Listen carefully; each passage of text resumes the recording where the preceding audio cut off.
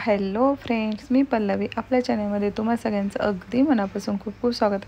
कशात फ्रेंड्स सगळे तुम्ही मजेत ना? आणि मजेतच राहा. तर चालू आहे सकाळचं रुटीन. तर ॲक्च्युली काय झालं माहिती आहे का, मला आजचा व्हिडिओ शूट करायचाच नव्हता, पण माझी सासूबाई माझ्या मागे लागल्या, अगं तू आज व्हिडिओ नाही करत का, व्हिडिओ नाही करत का? मी म्हटलं हा करणार आहे. नंतर मी स्टार्ट केला व्हिडिओ करायला, कारण की त्या म्हणतात की तू स्वतःला गुंतवून घेते ना, हेच मला जास्त आवडतं. त्यामुळे म्हटलं चला जाऊ दे, आज करून टाकावं. त्यांचा एवढा सपोर्ट आहे तर चला व्हिडिओ आज करावं. कारण की ॲक्च्युली माझं कसं झालं आहे की माझे थोडीशी तब्येत बरी नव्हती ना, त्यामुळे मग माझं मूडच नव्हतं शूटिंग वगैरे करायला. पण त्या म्हटलं की नाही तू कर, त्याने तुझं थोडंसं हे होईल.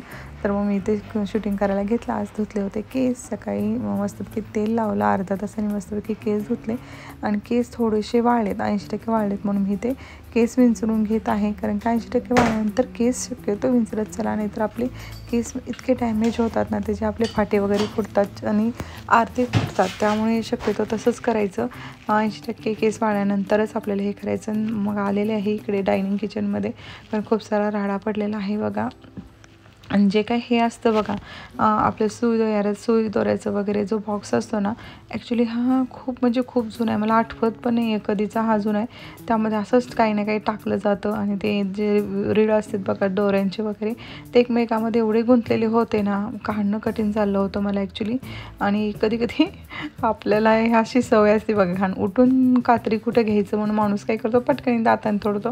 म्हणजे कसं असतं ना आपलं बायकांचं, आळशी म्हणा किंवा आपली एक टेक्निक म्हणा, काही म्हणा, पण ती आपण यूज करतोच. नाही म्हणलं तर दाताने तोडायचा प्रयत्न करतोच. त्यानंतर बघा, गणपतीच्या वेळेस पिसांमध्ये जे काही आपण तांदूळ वगैरे मी ठेवलेले होते ना जिबलॉकच्या बॅगमध्ये, सगळ्या फ्रेंड्स आले त्यावेळेस काही पीस राहिलेले होते, त्यातले सगळे तांदूळ वगैरे काढून मी ह्यात ठेवलेलं होतं. त्या दिवसापासून इतकं पेंडिंग पडलेलं होतं ते हे काम माझं. कारण सणासुदीच्या दिवसामध्ये बघा एक्स्ट्राची कामं बिलकुलच जमत नाहीत, असं होतं. आणि त्याच्यानंतर बघा, हे काही बॉक्स आलेलं होतं, आमचे ते जे नगरसेवक आहेत ना, त्यांनी काय केलेलं होतं, सगळ्यांना ते दिवाळीचं किट दिलेलं होतं ह्या बॉक्समध्ये. नाही का आपलं उठणं आणि देवीचा फोटो, त्यानंतर त्याला म्हणजे जे काही आहे ना, साबण म्हणा, हे सगळं काही दिलेलं होतं त्यांनी. ते बॉक्स होता. मग तो बॉक्स रिकामा झाल्यानंतर म्हटलं चला तो सुई दोऱ्यासाठी बॉक्स काढावा. आणि गुंड्या जे काही चांगल्या होत्या बघा, ते तशाच गुंड्या मी आता व्यवस्थित हे करत आहे. आणि बाकीचं सगळं खालचं काळ आहे ना सामान, सगळं फेकून देणार आहे. आणि तिकडे सासूबाई आमच्या वाचन करत बसलेल्या आहेत आणि त्यांच्याशी माझ्या गप्पा वगैरे चालू होत्या. असंच आधीचं काही ना काही सांगत होत्या. मग मी त्यांना म्हणते जाऊ द्या, असं सारखं नका तुम्ही बोलू वगैरे. आणि खरं सांगू, जुन्या बायकांचं कसं असतं, ज्या काही त्यांच्या आयुष्यात घडलेलं असतं ना, ते प्रत्येक वेळेस ते चाळत बसतात म्हणजे सारखं बोलत बसतात. आणि एकदा सांगितलं तरी पण आणखी 10 वेळा रिपीट तेच सांगत बसतात की आमच्या बाबतीत हे झालं, तुमचं बरं आहे, तुमचं लाईफ चांगलं आहे, तुम्ही कशी कपडे घालू शकता, केस मोकळे सोडू शकता, आमच्या वेळेस असं काही नव्हतं, म्हणजे खाण्यापिण्याची मारामार असायची वगैरे, असं भरपूर काय काय त्या सांगत होत्या. म्हणजे पहिलं कसं एकत्र कुटुंब वगैरे असायचं, आणि एकत्र कुटुंब जरी नसलं तरी साईडला जरी राहत असेल ना आपण वेगळं, तरी पण भरपूर असं त्यांना प्रॉब्लेम वगैरे होता असं सांगत होत्या. म्हणजे आपल्या आई पण बघा, आई म्हणा, सासू, पहिले जे काळातले जे लोक होते ना, त्यांच्या बाबतीत हे असंच होत होतं. त्यांच्या सासा म्हणजे नाही का, भाजी जरी आणली तरी म्हणायचे मी आणली म्हणून चांगली झाली. हे जे काही गोष्टी असतात ना, त्या सगळ्या काही त्यांच्यावर बितलेलं असतं म्हणून ते बोलतात. पण कसं होतं ना, तेच बोलून वगैरे माणसाच्या हे होत असतं. त्यामुळे म्हणत असतं त्यांना जाऊ द्या, गेले दिवस, आता जे चांगले आहेत दिवस ते उपभोगायला घ्या. कारण की गेलेले दिवस तर परत येत नसतात ना, कारण आहे त्या दिवसामध्ये तर माणसाने एन्जॉय केला पाहिजे. माझं म्हणणं त्यांना तेच होतं. मग कधी त्यांना ते पटतं, पण कधी काय होतं की हो पटलं जातं त्यांना, परत आणखी काही तास उलटून गेले की आणखी परत तेच सुरू होतं त्यांचं. म्हणजे ॲक्च्युली त्यांच्यावर जे बितलं आहे ना, ते त्यांना शेअर करायला आवडतं. ते म्हणतात मी तुला शेअर करू शकते, मी कोणाला शेअर करू शकत नाही, असं त्यांचं एक एकत्रित म्हणणं असतं. म्हणजे नाही का, त्यांचं म्हणणं आहे की मी तुला जेवढं कम्फर्टेबली बोलू शकते ना, तेवढं दुसऱ्या सुनेला नाही बोलू शकत, असं त्यांचं म्हणणं असतं. त्यामुळे ते माझ्याशी खूप फ्रीली आणि एकदम कम्फर्टेबली सगळं शेअर करत असतात. हे झालं ते झालं, बऱ्याचशा गोष्टी ते माझ्याशी शेअर करत असतात. त्यांना असं वाटतं की एकदम माझ्याशी बोलल्यानंतर फ्रीली वाटतं, त्यामुळे ते बोलत असतात. आणि मला पण छान वाटतं खरं तर त्या बोलल्यानंतर. कसं असतं बघा, सासू म्हणलं तर ती थोडीच तिला सासू पण आपण हे केलं पाहिजे, कारण की आपल्या आईलासुद्धा आपली भाऊजाईनं तसं केलं तर चालतं का, नाही चालत. त्यामुळे मी माझ्या सासूला खूप म्हणजे खूप हे करते, त्या पण मला करतात. कारण की शेवटी कसं असतं, आपण जे कराल तेच असतं पुढे जाऊन, कारण की आपल्याला पण शेवटी आपल्या आईवडिलांना जर तसं केलं तर चालतं का, नाही चालत. त्यामुळे माझं म्हणणं असतं की प्रत्येकाने आपल्या सासूला थोडंसं सांभाळून घेतलं पाहिजे, कारण त्यांची शेवटी जनरेशन जो गॅप असतो ना, ते असतो. कारण की जनरेशन गॅपमध्ये कसं होतं, आपले विचार वेगळे असतात, त्यांचे विचार वेगळे असतात. आता जरी आपण मस्त हे कपडे घालतो, फॅन्सी घालतो, आपले फॅन्सी विचार पण झालेत, फॅन्सी राहतो, फॅन्सी करत राहतो, सगळं फॅन्सी आहे, पण मेन म्हणजे ना, आपल्या पुढची पिढीसुद्धा आहे आपल्यापेक्षा वरचढ येणार आहे, त्यात काही वादच नाही. जरी आपली सासू साडी घालत असली ना, तरी पण पुढची पिढी ही आता वेगळी आणखी कशी तर असेल. आणि तुम्हाला वाटतंय का, हे पटतंय का मला सांगा. कारण कसं असतं, जनरेशन गॅप हे प्रत्येक पिढीमध्ये पडतच जातो, पण समजून अंडरस्टँडिंग असणं हे जास्तीत जास्त महत्त्वाचं असतं कोणत्याही रिलेशनमध्ये. आणि सगळ्यात महत्त्वाचं म्हणजे सासूनेच्या नात्यामध्ये. कारण की कसं असतं, हे नातं जे असं असतं ना, की तिथे कोणीच काही करू शकत नसतं. कारण की कसं असतं, त्या नात्यामध्ये फक्त दोघींनीच एकमेकाला समजून घेतलं तरच होतं. कारण की आपण जर एखाद्या व्यक्तीला जर आपण मध्ये घेतलं तर आपण काहीच करू शकत नाही. कारण की त्या व्यक्तीनं तर काय करणार ना, इकडून आई असते, इकडून बायको असते, त्यामुळे कोणीच काही करू शकत नसतं. त्यामुळे हे नातं आहे ना, दोघींनी एकमेकींना अंडरस्टँडिंग केलं तरीच हे नातं खूप छान प्रकारे फुलतं. आणि जर तुम्ही ते सारखं तिडामिडी करत राहिला, हेच तसं नासन तसं जे आधीचे लोक केले ते जर आपण सेम करत राहिलो, तर ह्या नात्याला काहीही अर्थ राहत नसतो. कारण की शेवटी आपण पण एक दिवस ना एक दिवस आपल्याकडे सून येणार आहे. म्हणजे आपण आता कसं आहे, म्हणजे नाही का, सासू आता आहे त्या ठिकाणी एक ना एक दिवस मी सुद्धा तिथं सासू म्हणून जाणार आहे, त्यामुळे माझी सून पण येणार आहे. मग कसं आहे, हे तर पिढ्यानपिढ्या चालत राहणार आहे. त्यामुळं ज्याचं त्याचा हक्क आहे, ज्याचं त्याला देणं खूप गरजेचं आहे.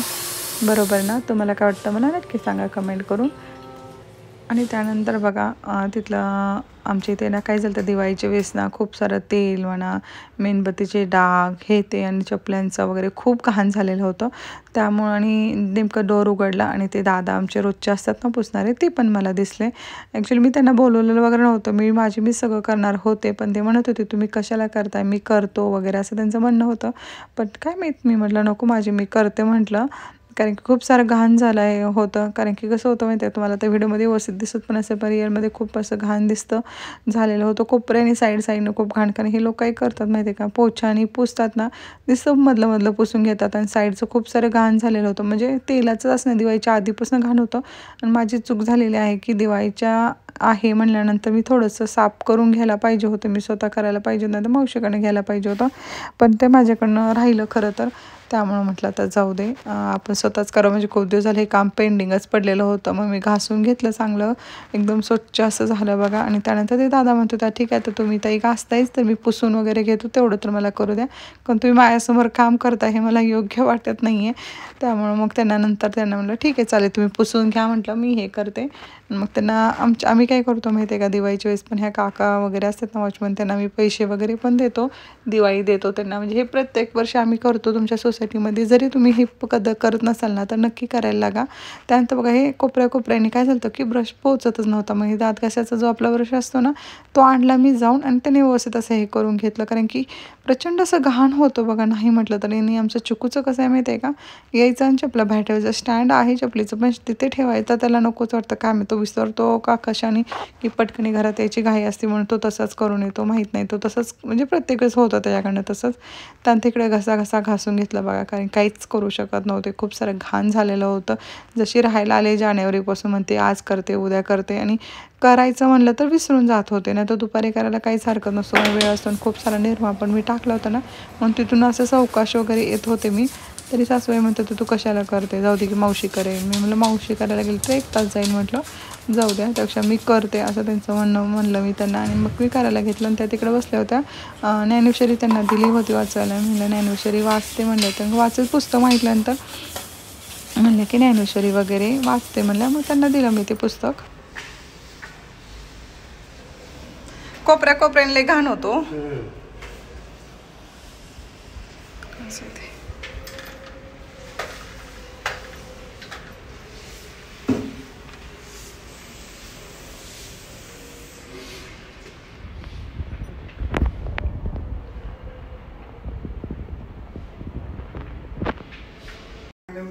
काम सोडू नका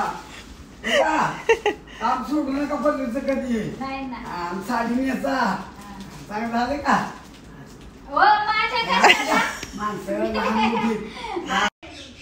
किती देत आपल्या ग्रुप मधल्या सगळ्यांना तुझं पण नव्हतं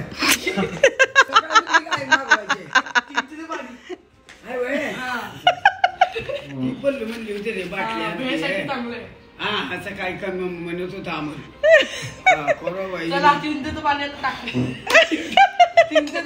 ती सकाळी अमोल बनला रे भेव आज भेळ बनवायची ना आज नाही आता उद्या पहिला पिझ्झा तुझा नाही नाही हेच चिंचेच्या पाणीवर सोबतच पिझ्झा असतं असं आहे काय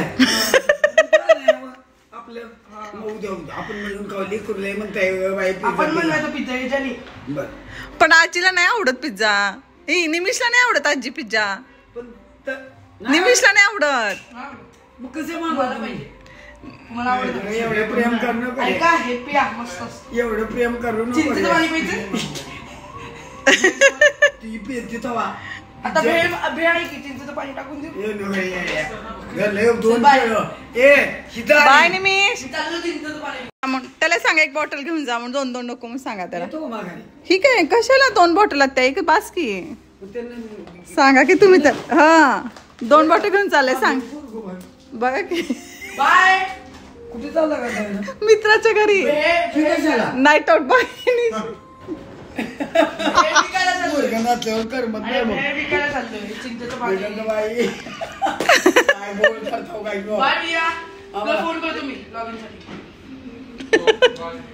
काय मुलं झोप लय जाऊ नको मी कधी येणार उद्या रात्री पिझ्झा उद्या रात्री सकाळी उठून लगी आपल्या घरी उद्या रात्री खरं भैया विचारा मी हिला घेऊन येते कुठे गेलाय म्हणून सांगते तुला बाहेर चाललं बाहेर काय चालतंय सकाळी लवकर ये नाही रात्री बोलले ना पोरगं काय करून मिळाला good night good night good night